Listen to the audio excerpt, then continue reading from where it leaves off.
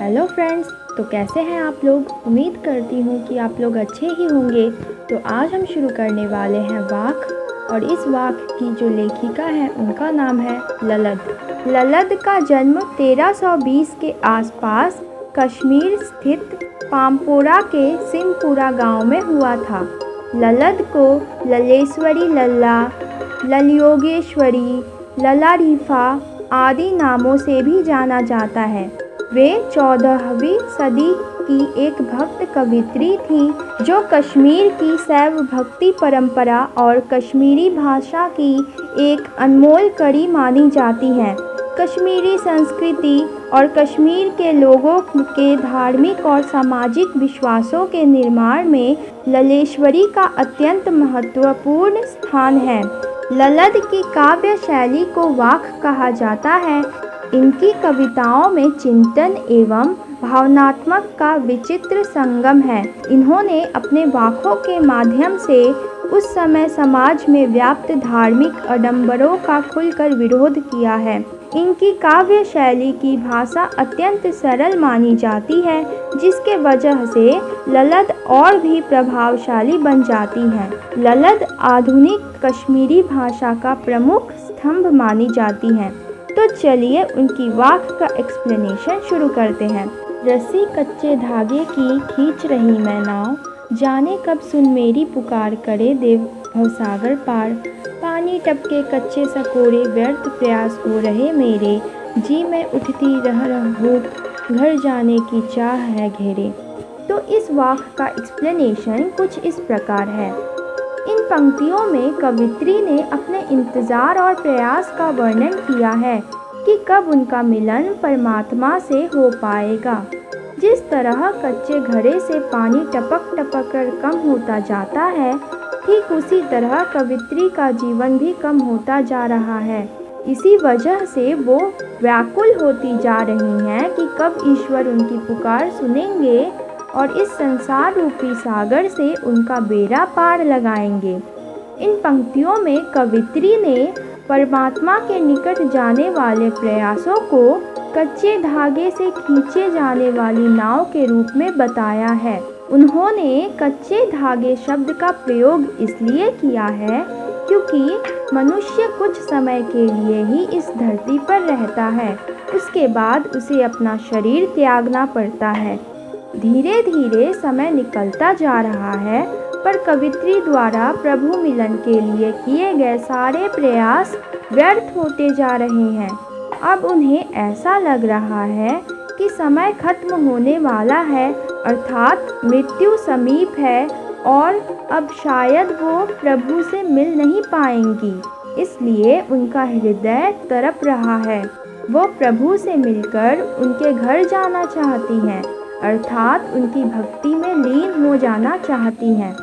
तो ये था हमारे पहले वाक का एक्सप्लेनेशन। खा खा कर कुछ पाएगा नहीं, ना खाकर बनेगा अहंकारी। सम खा तभी होगा संभावी, खुलेगी साकल बंद द्वार की।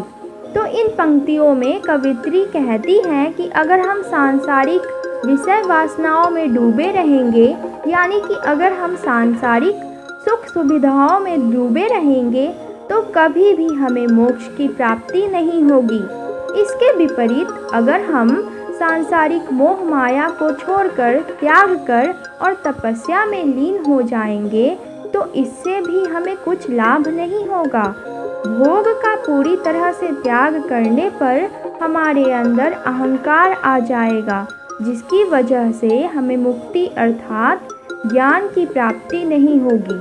इसी वजह से कवित्री के अनुसार दोनों रास्ते ही गलत हैं।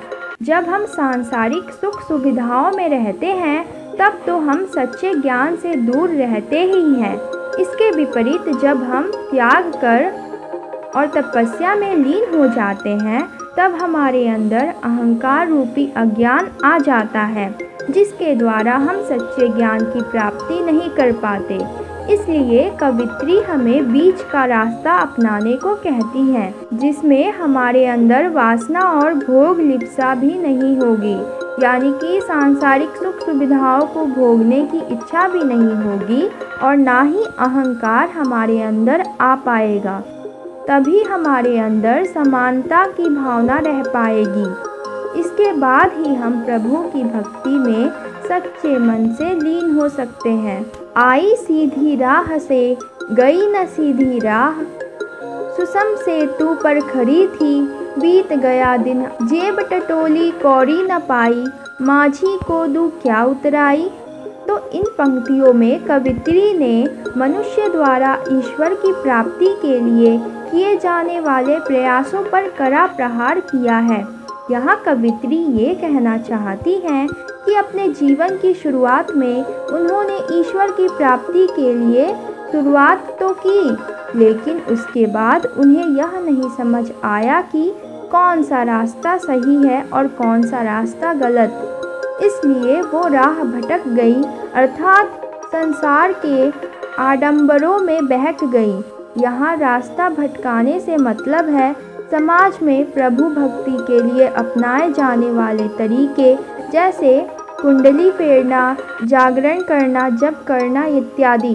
परंतु ये सब करने के बाद भी उनका परमात्मा से मिलन नहीं हुआ।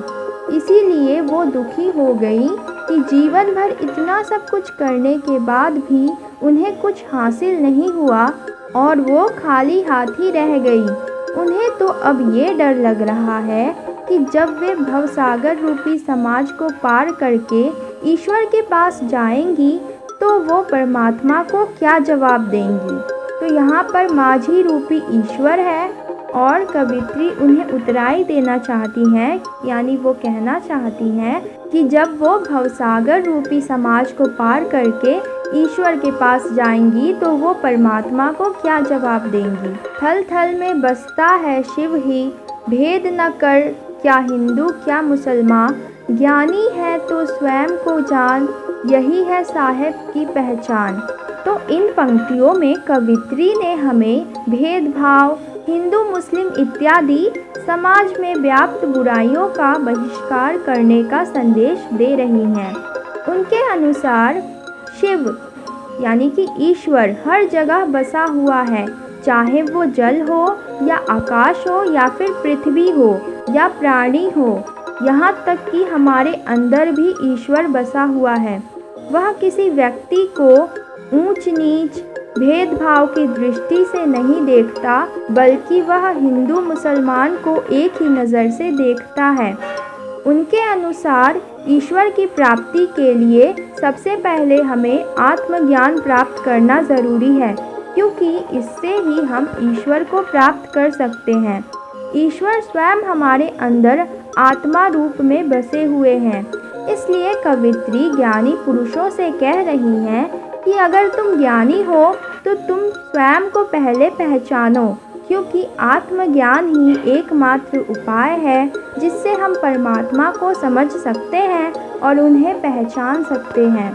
तो ये था हमारा वाक्य का एक्सप्लेनेशन। और अगर अभी तक आप लोगों ने दूसरे पोइम्स का एक्सप्लेनेशन नहीं देखा है तो जाकर देख लो, और चैप्टर्स का वीडियोस भी मैंने अपलोड कर दिया है, तो वो भी जाकर देख लेना। तो दोस्तों, जाते जाते वीडियो को लाइक और चैनल को सब्सक्राइब करते जाओ।